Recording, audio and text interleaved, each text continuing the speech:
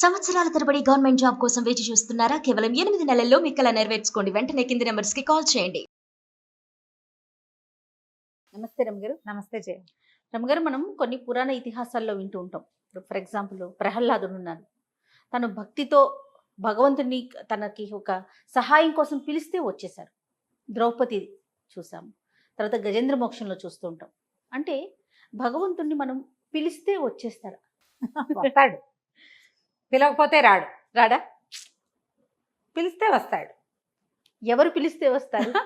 ఎవరు పిలిచినా వస్తాడు జయ. పిలవడం ఎలా పిలుస్తారు అనే దాన్ని బట్టి ఉంటుంది. ఓహో, అది పాయింట్. గజేంద్ర మోక్షం తీసుకో. గజేంద్ర మోక్షంలో 1000 సంవత్సరాలు యుద్ధం చేశాడు గజేంద్రుడు.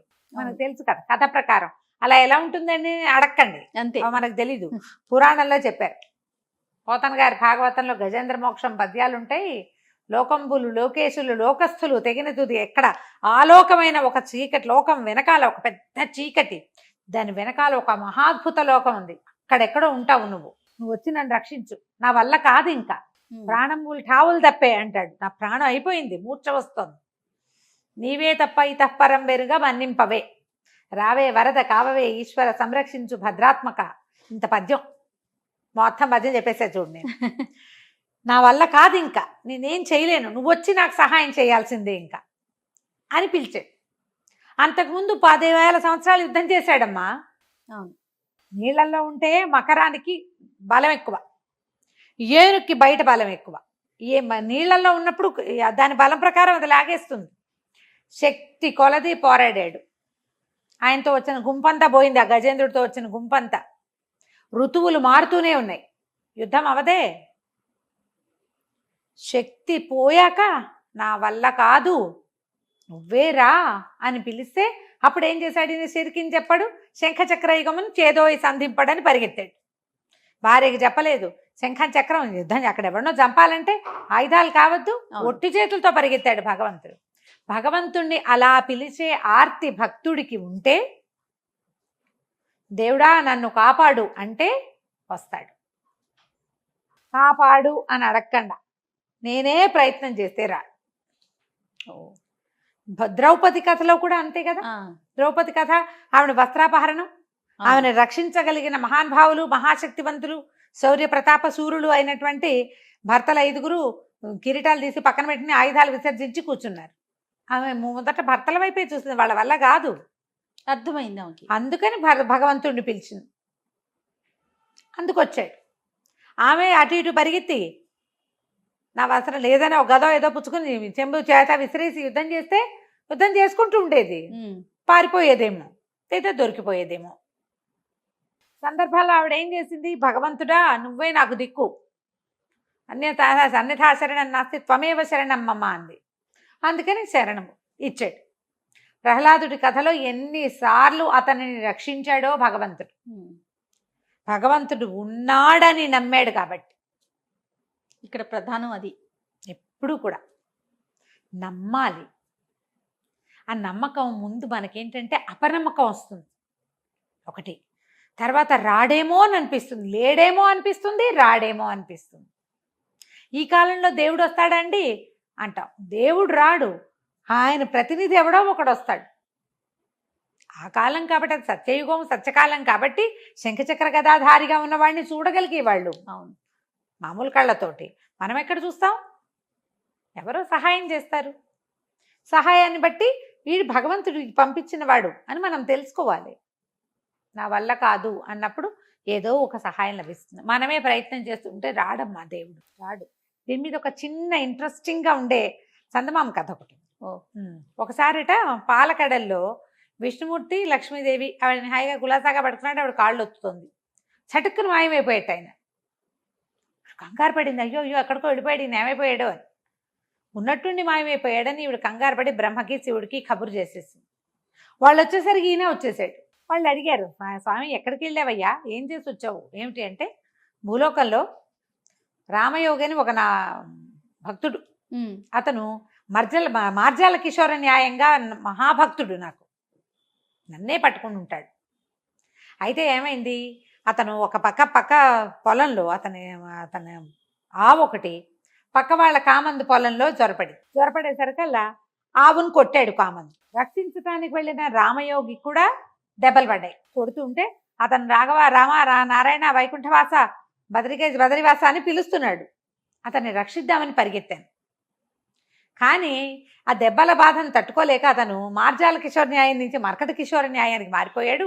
అతనే వెనక్కి తిరిగి ఆ కొట్టిన కామంది మీద పడిపోయాడు, తిరగబడ్డాడు. నాకు అక్కడ పని ఏముంది, అందుకని నేను వెనక్కి వచ్చేసా అన్నాడు. అనేసరికల్లా సరే శివుడు బ్రహ్మదేవుడు సరేలే ఇలా అవుతూ ఉంటాయని వాళ్ళ దారిని వాళ్ళు వెళ్ళిపోయారు. లక్ష్మీదేవి నిదానంగా భర్తను అడిగింది, ఇందాక మీరు మీ భక్తుడి కోసం పరిగెత్తుకుంటూ వెళ్ళాను, మొదటేమో మార్జాల కిషోర్ న్యాయం అన్నారు, అదే అంతే, తర్వాత వాడు అతనే తను రక్షించుకున్నాడు మర్కట కిషోర్ న్యాయంలోకి వచ్చేసాడని అన్నారు, ఈ రెండు న్యాయాలు ఏమిటి అని అడిగింది.